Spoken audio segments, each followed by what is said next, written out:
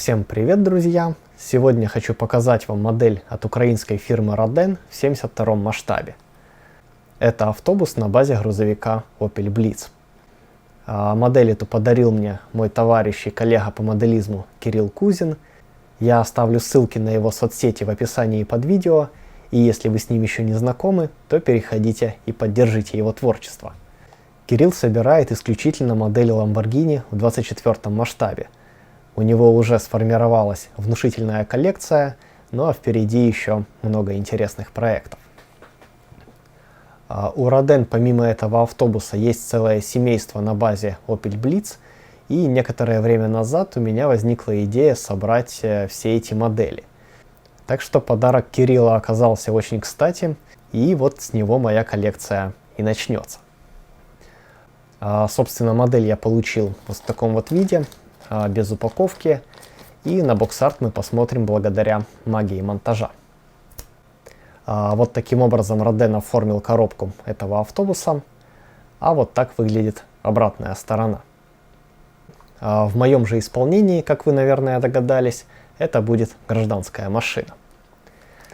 Ну что ж, давайте посмотрим поближе на детали набора.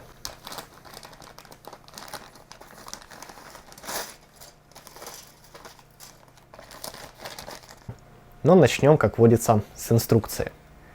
Инструкция же нас встречает обширной исторической справкой на 3 языках – украинском, английском и немецком.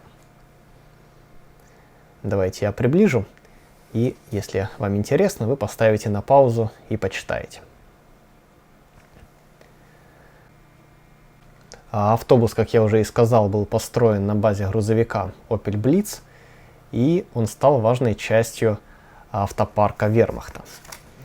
Использовался как санитарный транспорт, как штабной автомобиль для перевозки солдат, а также крупногабаритного груза. Далее на инструкции условные обозначения, предупреждения, маркировка краски и схема литников. Несмотря на такой небольшой формат, отпечатано все достаточно хорошо, цифры читаемы, детали узнаются. Инструкция понятная и приятная. Инструкция на первый взгляд начинается как-то в разнобой. Здесь собирается приборная панель, рядом бампер, фототравленный багажник, двигатель, колеса с элементами подвески. Но вот на следующей странице все эти детали просто устанавливаются на раму. Здесь же собирается салон. И вот нижняя часть автобуса, я так понимаю, уже завершена. Кстати, двигатель для 72 масштаба достаточно хорошо детализирован. Да и вообще деталей немало. Далее на следующей странице собирается корпус автобуса. Устанавливается ряд мелочевки. И все. На этом модель закончена. На следующей странице, на последней странице, даны два варианта окраски.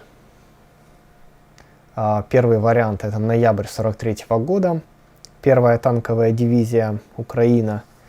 И второй вариант — это пропагандистский автобус, захваченный Красной армией, лето 1944 года. Здесь присутствуют такие колоритные надписи «Кабинет агитации и пропаганды». Но этим надписям не очень соответствует салон автомобиля. Дело в том, что у Роден есть другие модификации автобуса, например, штабной вариант, и там дается уже салон с соответствующим интерьером. То есть стол, стул, там какие-то приборы и так далее. Здесь же у нас пассажирский салон простой, и под кабинет агитации и пропаганды, либо под любой другой штабной вариант этот автобус не подойдет. Ну, если только его самостоятельно не переделывать. Ну, как бы там ни было, декали интересные. Рассмотрим детали. Начнем с мелких элементов. Повторяющийся парный литник. Здесь у нас колеса и элементы подвески. На колесах достаточно неплохо пролит диск, пролит протектор. В целом нормально для 72 масштаба. но отверстия, как видите, отсутствуют. И что мне здесь больше всего не нравится, это вот такой вот неудачный облой. Его нужно будет аккуратно снять, чтобы не повредить резину. Далее хорошо пролиты мелкие детали, на рессоре просматриваются листы. В целом детализация мне здесь нравится. Следующий литник с сидениями, точнее со скамейками в салоне автобуса. Здесь хорошо просматривается рельеф, имитация досок. Должны получиться неплохие деревянные скамейки. Далее следующие детали. Здесь у нас рама, двигатель, элементы салона. Хорошо пролиты половинки блока цилиндров. Пролита приборная панель.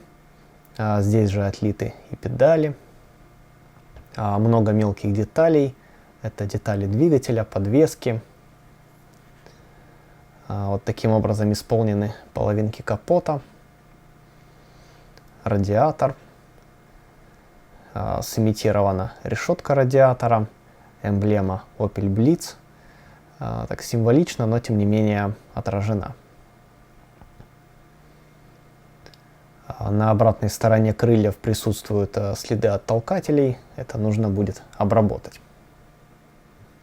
Тонкие детали неплохо пролиты, но на них присутствует стык от половинок пресс-форм, и это все потребует, конечно же, зачистки. Насколько детали хрупкие, сказать не могу. Будем собирать, уже оценим их с этой стороны. Рама здесь дана в одну деталь, отлита ровно, и это уже очень хорошо. И, наконец, последний литник – корпус автобуса. Расчленен корпус на несколько частей, две боковинки, задняя, передняя часть, крыша и донышко. Присутствует множество следов от толкателей на внутренней стороне боковинки, задней части, крыши, на полу. Здесь потребуется обработка. Снаружи детализация пролита достаточно хорошо. Присутствует расшивка, пролиты ручки дверей.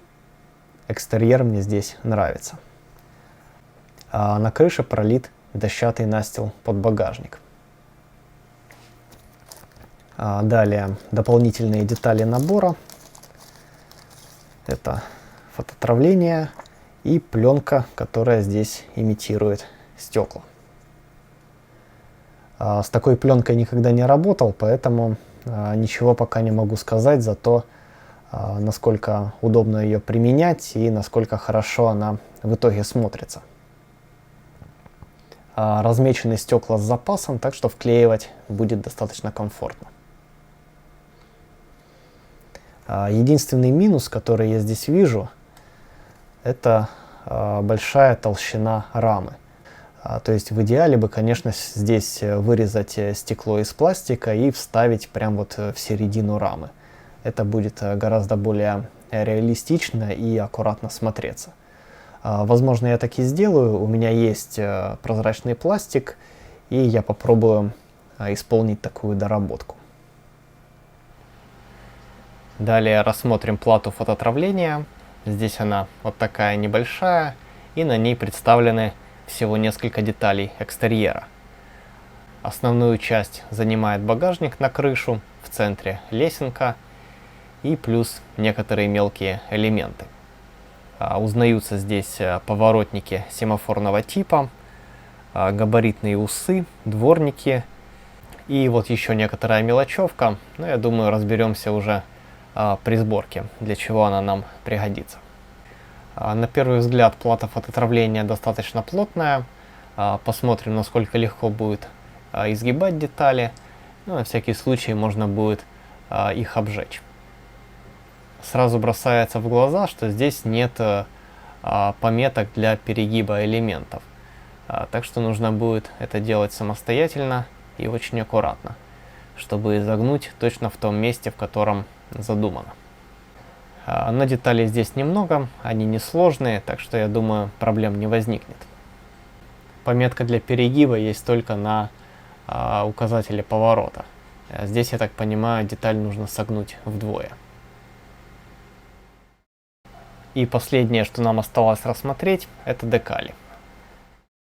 Первый лист с декалями — это номера и опознавательные знаки. По качеству декали пока ничего не могу сказать, никогда не работал с фирмой Rodin.